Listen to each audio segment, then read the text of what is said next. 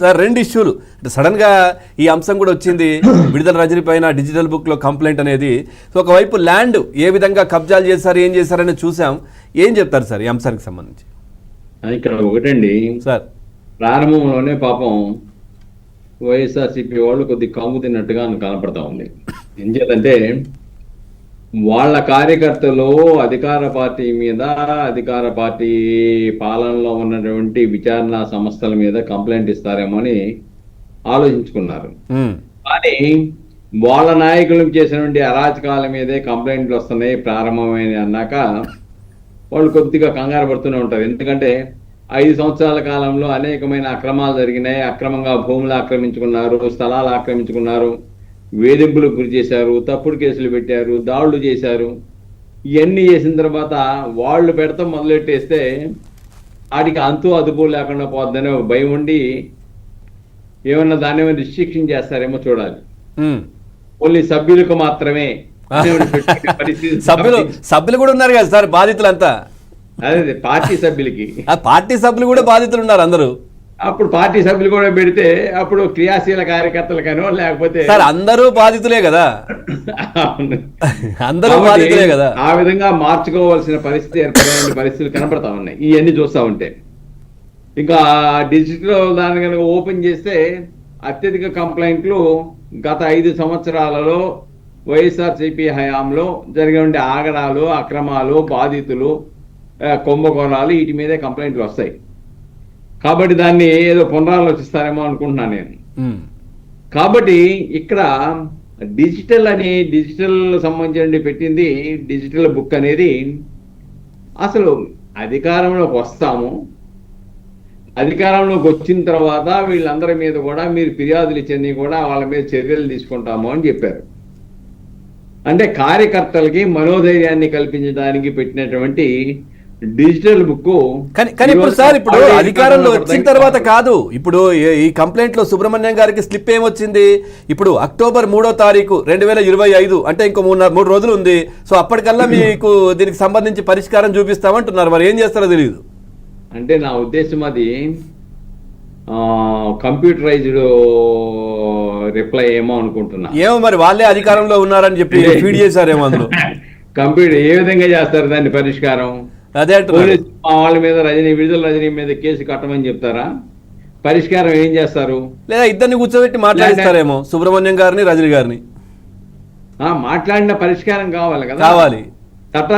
చట్టాన్ని ధిక్కరించిన వాళ్ళు చట్ట ప్రకారం శిక్షకు గురవ్వాలి కదా. అదొకటి. లేదంటే ఈ దాడికి జరిగా ఇవంతా కూడా నష్టపోయారంటే నష్టపరిహారం ఏమైనా ఇస్తారేమో, మరి ఏం చేస్తారో తెలియదు. ఏమి చూడాలి. ఎందుకంటే 30/10/2025కి పరిష్కరిస్తాము, రిజాల్వ్ చేస్తాము సమస్యని అని చెప్పారంటే మరి వాళ్ళు ఏ విధంగా చేస్తారో వేచి చూడవలసిన అవసరం ఉంది. రెండోది ఇక్కడ భూమికి సంబంధించింది ప్రధానమైన అంశం.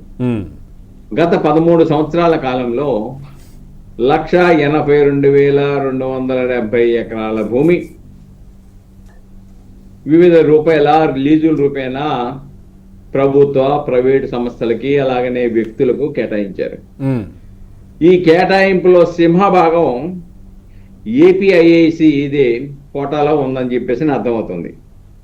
దాంట్లో పరిశ్రమలు కానీ, కంపెనీల స్థాపన కానీ, ల్యాండ్ బ్యాంక్ పేరిట ఇప్పటి వరకు ఏపీఐఐసికి 64,788 ఎకరాలు కేటాయించినట్టుగా ఇప్పుడు స్పష్టంగా అర్థమవుతా ఉంది.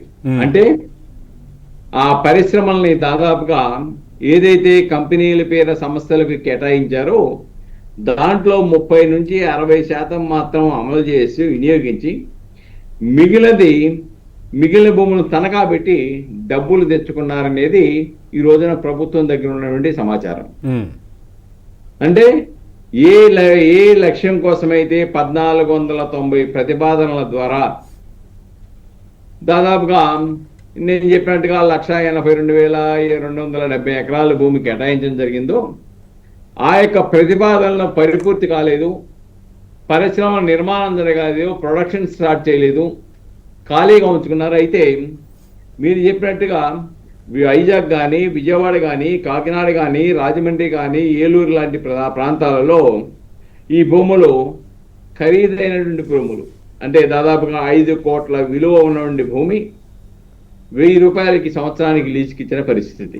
ఇచ్చి కనీసం దాంట్లో ఏదైనా ఉద్యోగ ఉపాధి అవకాశాలు వస్తాయి యువతకు అనుకుంటే కాదు కదా. ఆ భూముల్లో పరిశ్రమలు నిర్మాణం చేసి తద్వారా ప్రొడక్షన్ చేసి ప్రభుత్వ ఆదాయము లేకుంటే నిరుద్యోగ యువతకు ఉద్యోగ అవకాశాలు వస్తాయని చెప్పేసి ఆశించారు.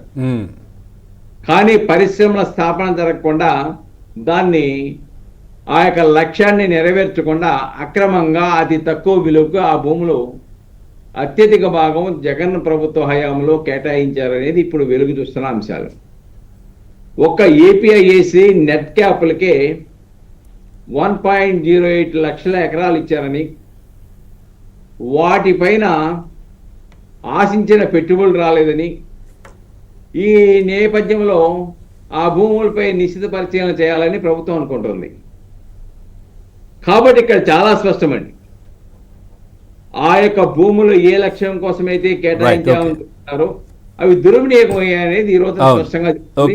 అందుకే ప్రభుత్వం దాని మీద పరిశీలన చేసి మొత్తం ఈ ఇచ్చిన భూమి 1,82,270 ఎకరాలు ఏదైతే ఉందో ఆ భూమి ఆ నిబంధనలు లోబడి ఉన్నదా లేదా, ఆ నిబంధనలు లోబడి వాడు నిర్మాణాలు చేపట్టారా లేదా, నిబంధనలు ఉల్లంఘిస్తే ఆ భూముల్ని వెనక్కి తీసుకొని అవినీతితో తక్కువకి ఇచ్చినటువంటి ఆ భూమిని చర్యలు తీసుకోవడానికి కావలసినటువంటి ప్రయత్నాలు ప్రభుత్వం చేస్తా ఉంది. ఈ వాస్తవాలు చూసిన తర్వాత పేద ప్రజలకి ఇల్లు ఇమ్మంటే ఇవ్వరు కానీ పారిశ్రామికవేత్తల పేరుతో 5 కోట్ల విలువ చేసే భూమిని ₹1000 సంవత్సరానికి లీజుకి ఇవ్వటం అంటే ఇంతకన్నా దారుణమైంది ఇంకోటి. దుర్వినియోగం అయితే విపరీతంగా